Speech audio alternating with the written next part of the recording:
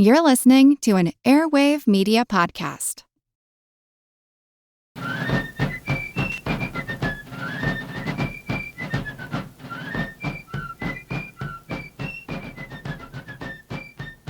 Hello, and thank you for joining the American Revolution. Today, episode 133, the Peekskill Raid. Last week, I went over all the confusion in London and with the British leadership over who planned to attack what and where in 1777. This week, the British start moving out of their winter quarters and begin their first tentative action for the spring of 1777.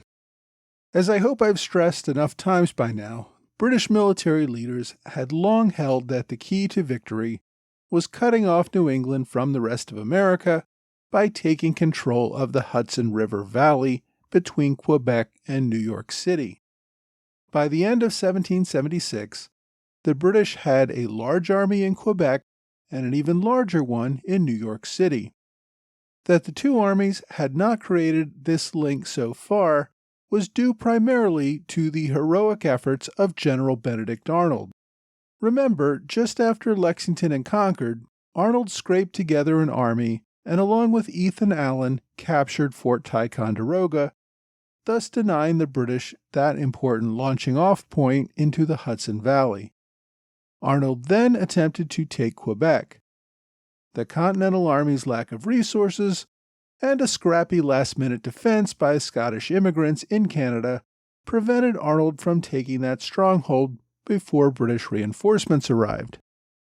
Even after the British deployed an overwhelming force in Quebec and pushed the Patriots out of Canada, Arnold still managed to control Lake Champlain with a small fleet, effectively preventing the British from retaking Fort Ticonderoga throughout 1776. To protect the Hudson Valley, the Continentals focused on securing Fort Ticonderoga to prevent an invasion from Quebec toward New York. Well, focused on securing the fort may be an overstatement. Everyone thought it was an important fort to hold, but after General Arnold left in late 1776, the defensive plan for holding the fort was, in hindsight at least, a clearly wrong-headed approach, and that's a topic for a future episode.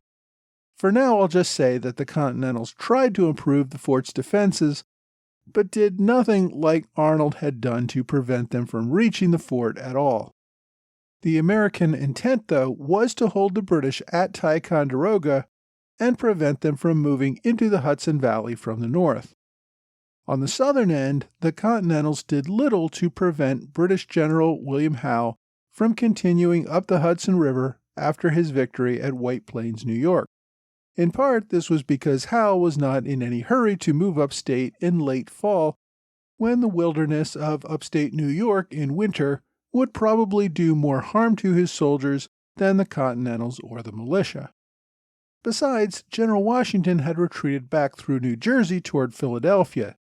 In the fall of 1776, it made much more sense for General Howe to chase Washington rather than venture further upriver, where American General Charles Lee commanded a large force to oppose them.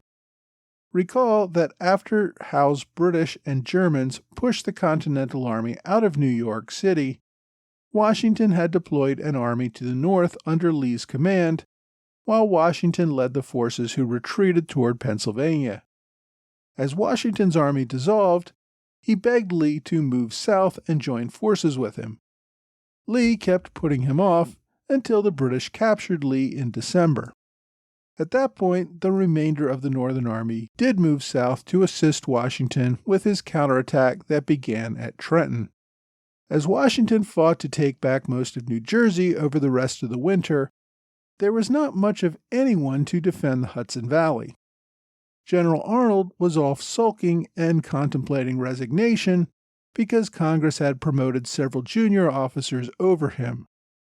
General Philip Schuyler still served as the commander of the region, but his political fighting with General Horatio Gates had left the command a complete mess.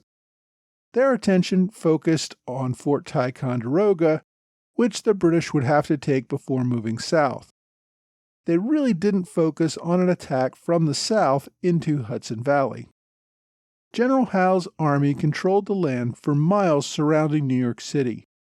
He was fighting with the Continentals in New Jersey over the winter, but had successfully captured Providence, Rhode Island without a fight, and felt confident that he could move British ships up the Hudson River whenever he wanted. So, with spring approaching, it was time to consider the 1777 British offensives. By this time, Lee was a prisoner of war, and the remainder of his forces, as I said, had joined Washington down in New Jersey. As I discussed in detail last week, in the spring of 1777, the British planned once again to push into New York from Canada, this time with General Johnny Burgoyne in charge. General Howe was more interested at this point in taking Philadelphia. He did not think he had enough troops to do that and mount a full-scale invasion of the Hudson Valley. Therefore, he had no intention of doing the latter. As I said last week, such a move would only contribute to Burgoyne's glory by supporting his primary offensive from Canada. As commander of North American forces, General Howe was not terribly interested in playing a support role for a subordinate. While a full-scale invasion of the Hudson Valley from the south was not a serious consideration, the British did want to test the resolve of the Continental and militia forces in the area. Washington, of course, would want to oppose any British movements. But at this point, he was not quite sure what the British might do next. The British had a force in Rhode Island that might move up through New England. Washington had recaptured most of New Jersey over the winter, and it was also quite likely that Howe would try to take back the state and continue his offensive across New Jersey into Pennsylvania, and from there he could capture Philadelphia. So while the Americans hoped to prevent a British incursion into upstate New York, coming up with the soldiers to defend that area was a big problem. Washington kept the bulk of his troops in New Jersey to prevent the move on Philadelphia, with the other significant force further north at Lake Champlain and Fort Ticonderoga, preparing to oppose the British push from Canada. The Continentals had created a supply depot at Peekskill, New York, about 20 miles north of White Plains, along the Hudson River. There, area mills produced leather, wood, flour, and gunpowder. Local slaughterhouses also provided meat for the Continental Army and Patriot militia. Washington thought the area would prove a good location for supplies, since it was in between the two expected British invasion zones that were likely for 1777. If the British attacked the Northern Army at Fort Ticonderoga, the supplies could be taken north to the soldiers defending upstate New York. If the British launched another attack across New Jersey in pursuit of Philadelphia, those supplies could be moved south in support of that army. The Continentals had not built any serious defenses at Peekskill itself.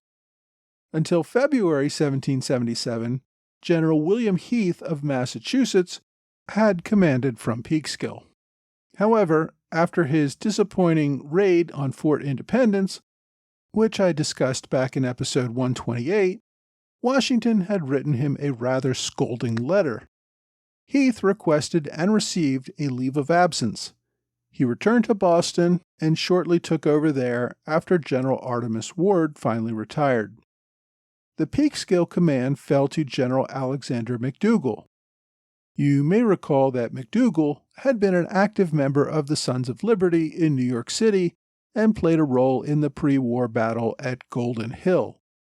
That was where the British soldiers and Sons of Liberty had a street riot over the city's Liberty Pole. See episode 32. McDougall had received a general's commission in the Continental Army.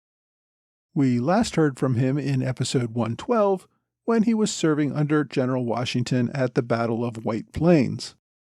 At Peekskill, McDougall commanded the area with a force of about 250 soldiers, most of whom appeared to be local militia. McDougall's small independent command at Peekskill kept a check on British incursions up the Hudson River. over the winter, Washington deployed a few New England regiments there to be used as reserve reinforcements either in upstate New York or in New Jersey as needed. There was no notion that the Americans would launch a full-blown offensive against British-controlled New York City. The Continentals, as I said, were focused on trying to resist wherever the spring offensive might be executed by the British. New Yorkers had attempted to block British ships from moving upriver by placing a chain across the Hudson River at Fort Montgomery, which was also under McDougall's command. This chain was a few miles further upriver from Peekskill, so it would not play a role in this raid. In any event, it was not going to prove very effective. It actually broke once on its own during the winter and had to be repaired. When the British actually did move upriver later in 1777, they had no problems disabling the chain and continuing on their way. I mention this only to note that the Americans were at least concerned about the British moving up the Hudson and cutting off New England from the southern and middle states, even if they did not garrison large numbers of Continental soldiers here.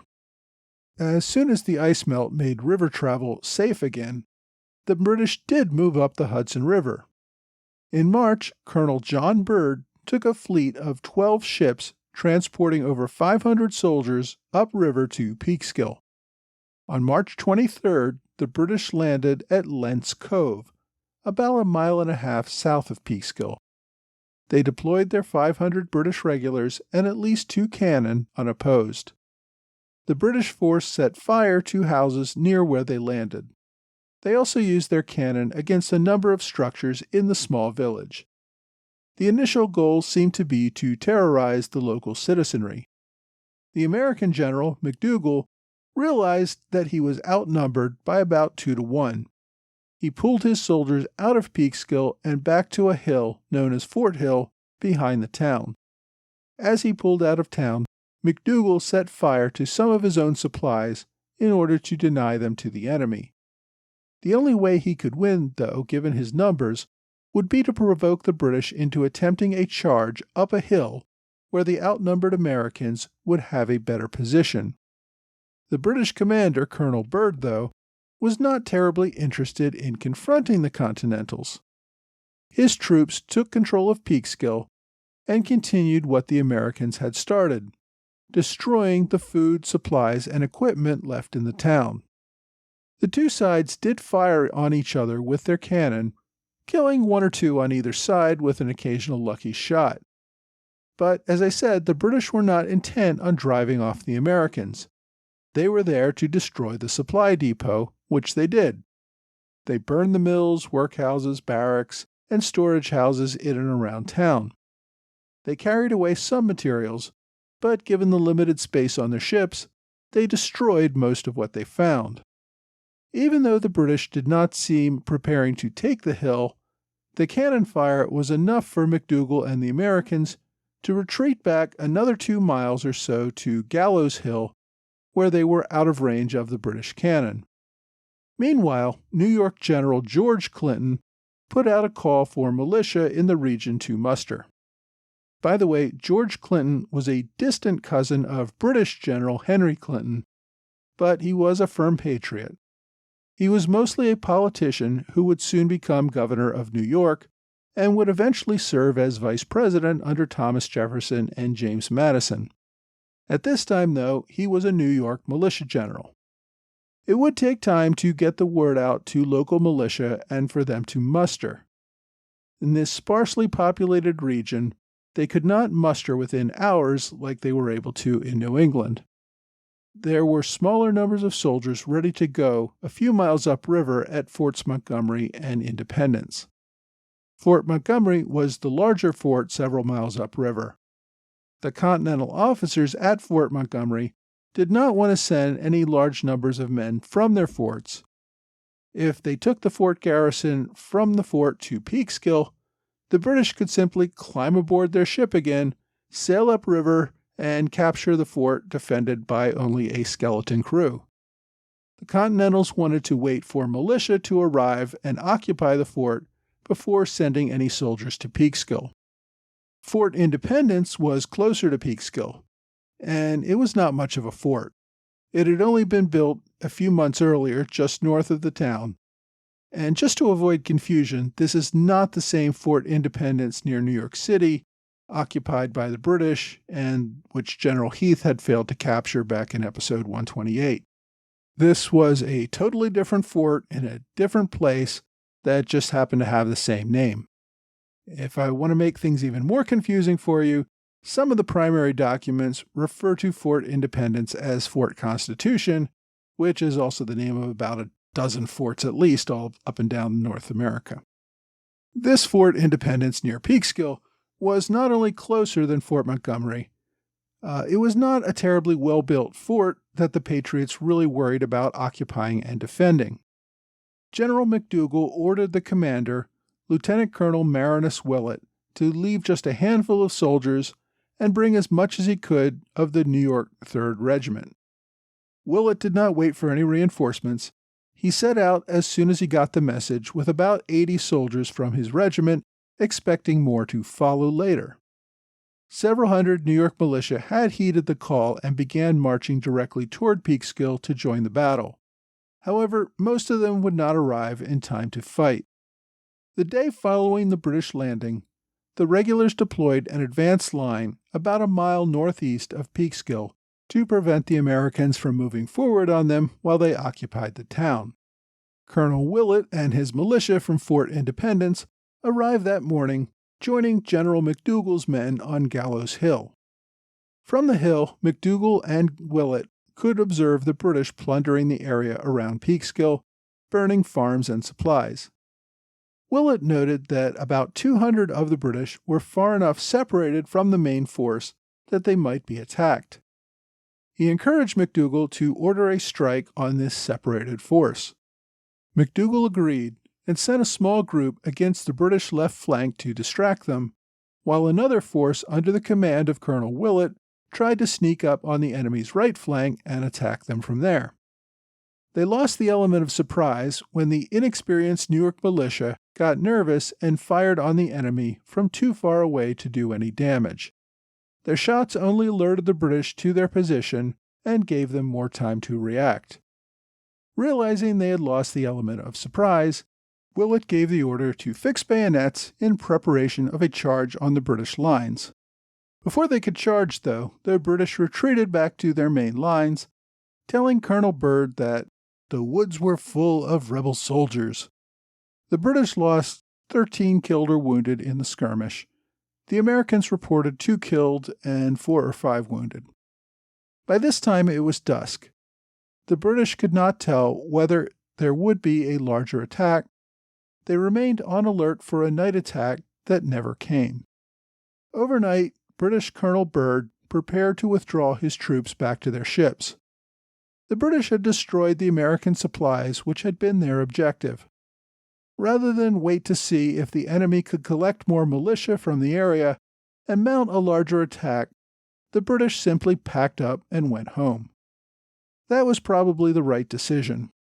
Over the next few days, hundreds more New York militia would descend on the area, ready to contest the British who had departed. Continental General McDougall indicated in his reports that the British left sooner than they would have liked. There was still a fair amount of supplies that they had not destroyed. The Continentals recovered a portion of their supplies and regained control of the area. So in the end, both sides claimed victory. The British fleet moved back downstream to report a successful raid. The American leaders reported successfully chasing off the British after 2 days. The fighting at Peekskill was not a terribly significant battle by itself, more of a skirmish. There were less than 1,000 troops engaged on both sides combined.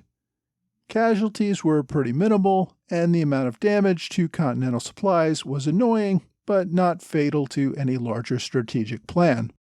In fact, far more significant for American supplies, the same month of this raid, a ship arrived from France full of equipment for the Americans.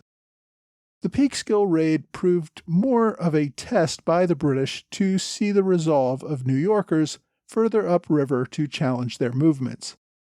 If the British wanted to control more territory further upriver, they would have to come in much larger numbers to overwhelm the enemy. Following the raid, the British did not attempt another raid all summer. They did send one small fleet in April, but as it turned out, they only sent that as a distraction to get the Americans to deploy more forces to the Hudson Valley, while the British launched a real raid on Danbury, Connecticut. The Danbury raid will be a topic of a future episode. The launch of a few troop transports up the Hudson River turned out to be nothing. It would not be until October that they would attempt another serious move up the Hudson. The raid also should have been a warning to the British. General Burgoyne based his invasion of the Hudson Valley on the premise that a majority of the citizenry would turn out in loyal support of the British as they made their way from Canada to New York City. The Peekskill raid proved that there was no evidence of a loyalist majority waiting to show itself. In fact, quite the opposite. Perhaps the British thought that an even larger force of British would bring out the loyalists, as it had in New Jersey during the earlier invasion there. If so, it was a fatal error that, as we will see in future episodes, put Britain on the road to defeat. Next week, the British launch a raid in New Jersey, resulting in the Battle of Bound Brook.